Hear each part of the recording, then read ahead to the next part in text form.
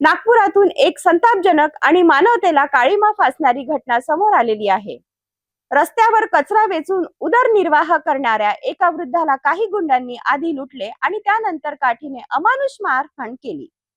घटनेची माहिती मिळताच नागपूर पोलिसांनी तत्पर कारवाई करत वृद्धाचे प्राण वाचवले। तसेच आरोपी टोळीतील 4 जणांना बेड्या ठोकल्या आहेत। या संपूर्ण घटनेचा विशेष रिपोर्ट पाहूया। नागपुरातील एका परिसरात कचरा आणि प्लास्टिक गोळा करून आपले पोट भरणारा एक वृद्ध इसम नेहमीप्रमाणे काम करत होता। याच वेळी काही आरोपींनी त्याला अडवून त्याच्याकडील पैसे जबरदस्तीने हिसकावून घेतले। याच पैशांमधून दारू पिण्याच्या कारणावरून वाद निर्माण झाला आणि त्यानंतर आरोपींनी वृद्धावर काठीने बेदम मारहाण केली। या घटनेची माहिती मिळताच नागपूर पोलीस तात्काळ घटनास्थळी दाखल झाले। जखमी वृद्धाला त्वरित रुग्णालयात दाखल करण्यात आलं। वेळेत उपचार मिळाल्यामुळे वृद्धाचे प्राण वाचवण्यात यश आलं। या प्रकरणात पोलिसांनी वेगाने तपास करत एका महिलेसह 4 आरोपींना अटक केली आहे। अटक आरोपींमध्ये गोलू गणेश निखारे, राहुल चन्नानी, अमोल राठोड आणि एका महिला आरोपीचा समावेश आहे। तर या प्रकरणातील 5वा आरोपी प्रवीण अरुण माटे हा अद्याप फरार असून पोलीस त्याचा शोध घेत।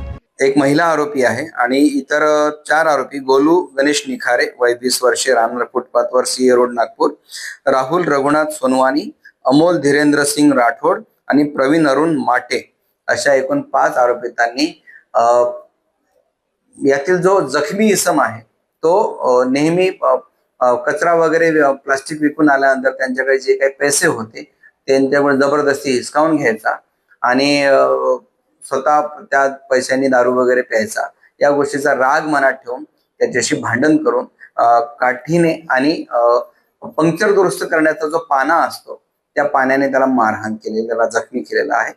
काल तात्काळ माहिती मिळताच पोलिसांनी घटनास्थळी पोहोचून सदर जखमीला मी हॉस्पिटल येथे ऍडमिट केलेला आहे आणि त्याला सुखरूप त्याचा जीव वाचवलेला आहे। त्याचप्रमाणे यातील जे 4 आरोपी आहे आम्ही तात्काळ ताब्यात घेतलेले आहे। 5वा आरोपी प्रवीण अरुण माटे याचा आम्ही शोध घेत आहोत। लवकरच त्यालाही अटक करून सदर गुन्ह्यामध्ये या गुन्ह्याचा तपास PSI माने हे करत आहेत आणि या गुन्ह्याचा मध्ये आरोपीचा PCR घेऊन पुढील तपास केला जातो। दरम्यान नागपूर पोलिसांनी नागरिकांना महत्त्वाचं आवाहन केलं आहे। शहरात कोणतीही अनुचित घटना घडल्यास नागरिकांनी स्वतः कायदा हातात घेऊ नये। अशा वेळी तात्काळ डायल 112 म्हणजेच 112 वर संपर्क साधावा। कायद्याची कारवाई करण्याचा अधिकार फक्त पोलीस आणि न्याय व्यवस्थेलाच असल्याचे पोलिसांनी स्पष्ट केले आहे। कुठलीही घटना घडली तर नागरिकांना नागपूर पोलीस आणि तहसील पोलीस स्टेशन तर्फे आवाहन करतो, आम्ही विनंती करतो की कुठलीही घटना घडली तात्काळ आपण कायदा हातात न घेता पोलिसांना माहिती द्या।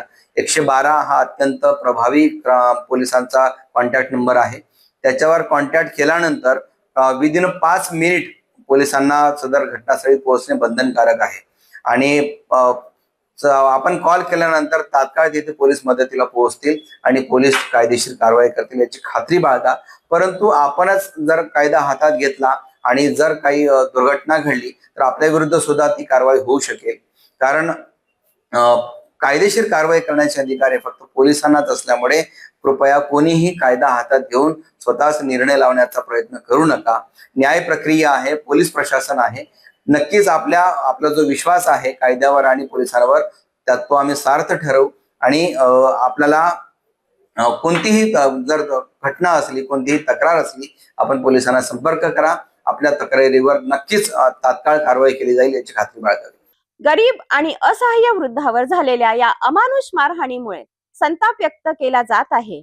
मात्र पोलिसांच्या तत्परतेमुळे वृद्धाचे प्राण वाचले आणि आरोपींनाही अटक करण्यात आली।